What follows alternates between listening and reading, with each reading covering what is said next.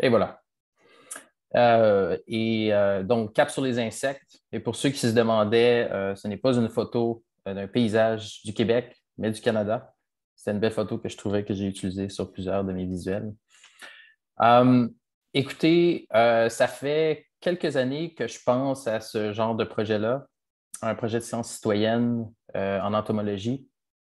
Et puis, je vous dirais, tout ça a pris de l'attraction au cours de la dernière année. Pendant la pandémie, j'ai monté ce projet-là et puis on a été chercher le financement nécessaire pour le mettre en œuvre, pour le démarrer. Et cette année, c'est une année prototype. Donc, on fait des fois un peu d'essais-erreurs sur la page web aussi.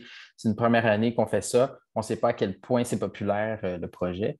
Mais ça l'a émergé, je vous dirais, d'une problématique qui commençait de plus en plus à être importante qui évidemment, et j'imagine que vous en avez déjà entendu parler, le déclin de certaines populations d'insectes. Donc, effectivement, vous l'avez vu peut-être dans des journaux comme Science, comme le National Geographic, ou même dans des articles scientifiques ou dans le New York Times, par exemple, vous avez appris que certaines espèces, certaines populations dans certaines régions du monde étaient en déclin.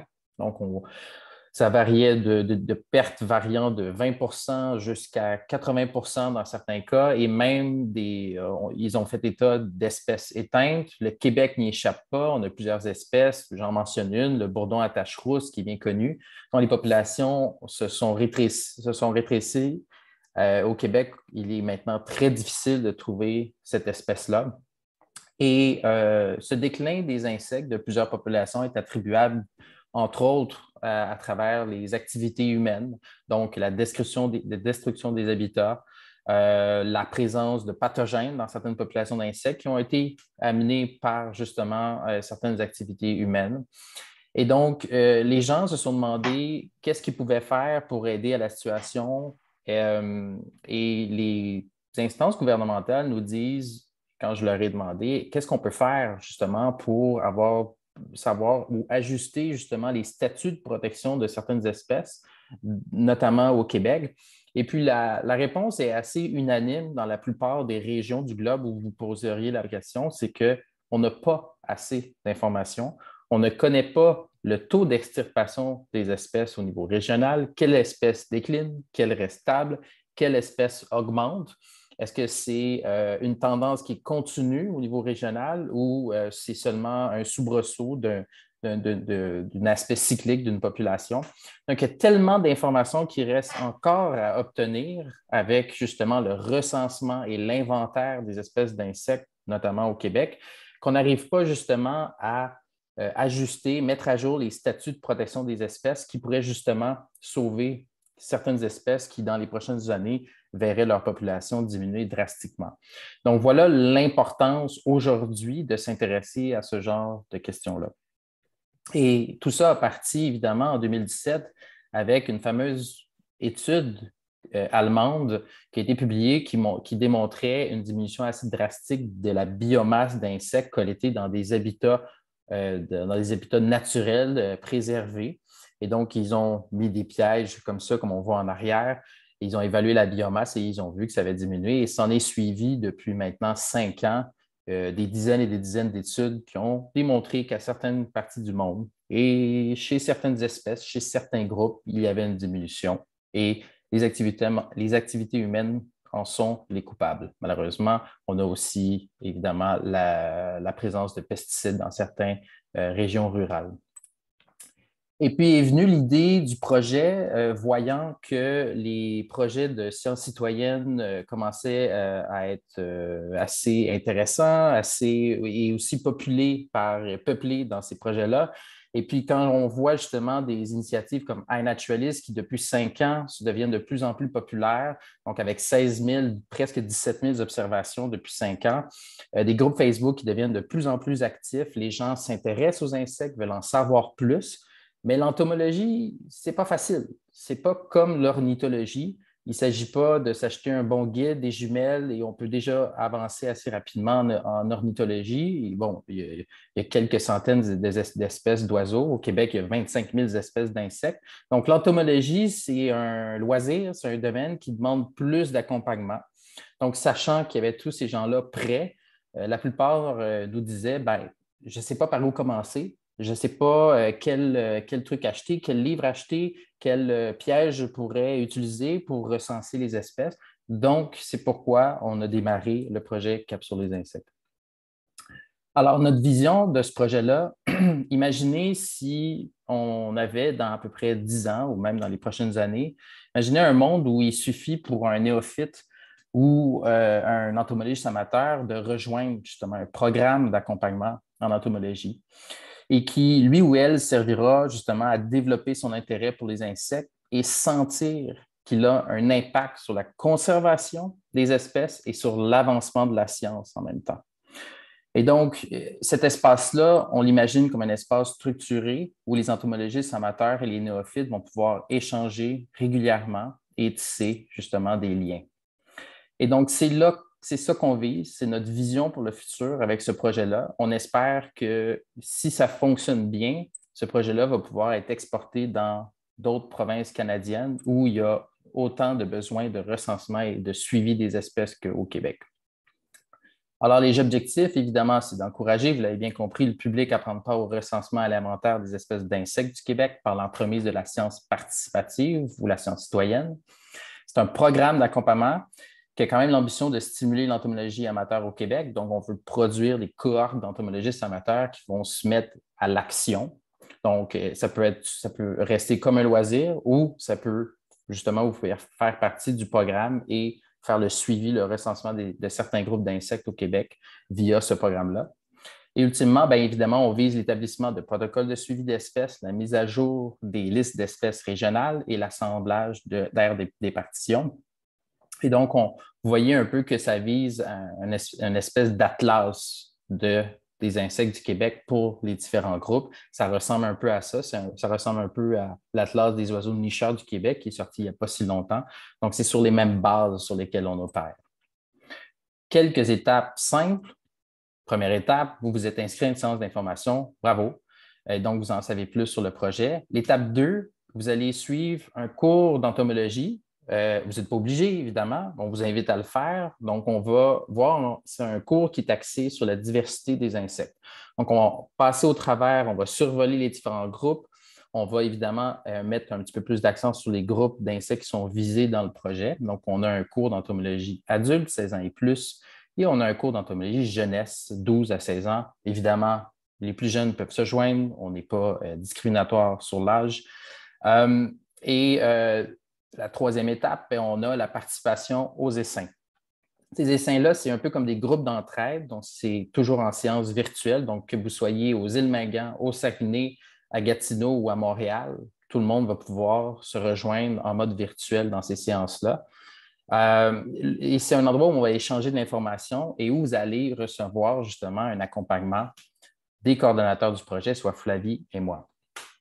Et ces essaims-là, c'est là où on va parler justement des espèces à échantillonner, quels outils utiliser, quels livres, quels sont les meilleurs pièges à utiliser pour échantillonner ces insectes-là. Et vous allez voir, on peut le faire, on n'est pas obligé de ramasser des insectes et de les tuer, on peut aussi les prendre en photo, on peut les collecter aussi, mais il y a plusieurs manières de faire le recensement des espèces.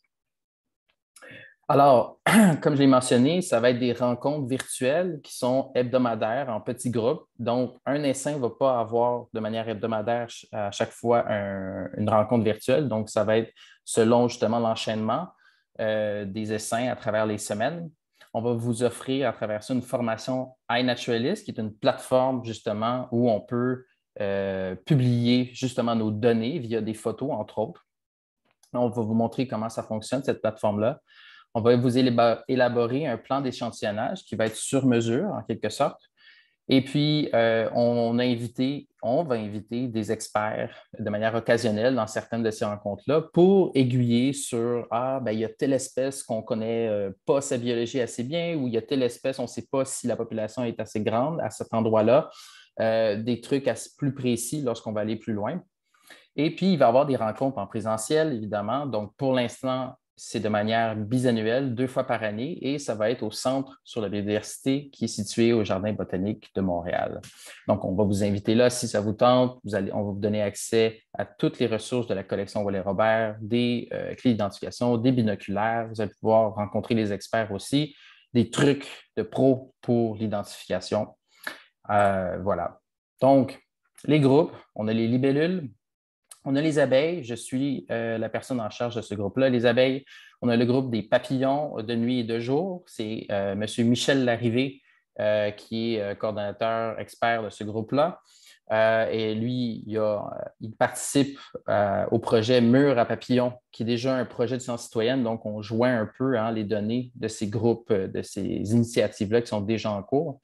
On a le groupe des orthoptères, les orthoptères qui sont les criquets, les grillons et les sauterelles et compagnie, qui est coordonné par Yves Bachand, qui fait la section Sherbrooke de la VAQ.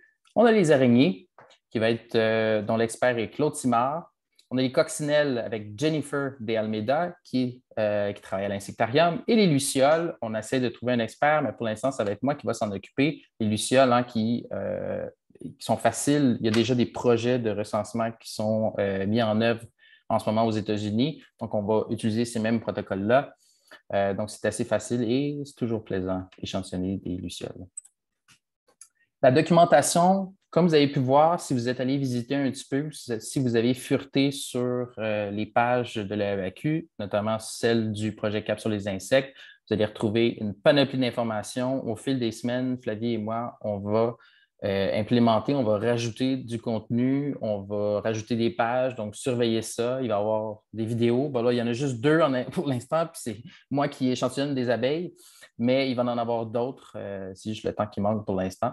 Donc, vous pouvez aller sur cette page-là, vous allez voir, vous allez pouvoir vous inscrire à l'infolette si ce n'est pas déjà fait et vous inscrire au cours également, OK, en sélectionnant, en remplissant le formulaire. Maintenant, la collecte de données. Donc, comme je l'ai mentionné un peu plus tôt, on vous offre des protocoles adaptés. Que vous ayez quelques heures par semaine, quelques heures par mois ou carrément plusieurs jours par semaine, on va vous aiguiller à choisir la meilleure méthode pour que les données que vous récoltez dans la nature servent à quelque chose. OK? On va créer des projets iNaturalist, donc ceux qui veulent importer leurs photos sur iNaturalist, on va pouvoir le faire à travers ces projets-là. On va vous montrer comment ça fonctionne.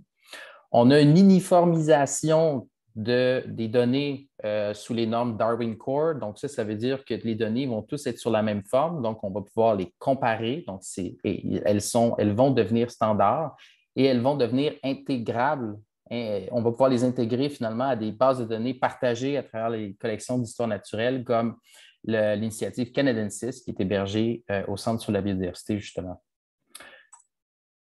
Ceux qui veulent collecter et puis qui n'ont pas de place chez eux, pas de problème. La collection Wallet-Robert peut agir à titre de dépôt de spécimens.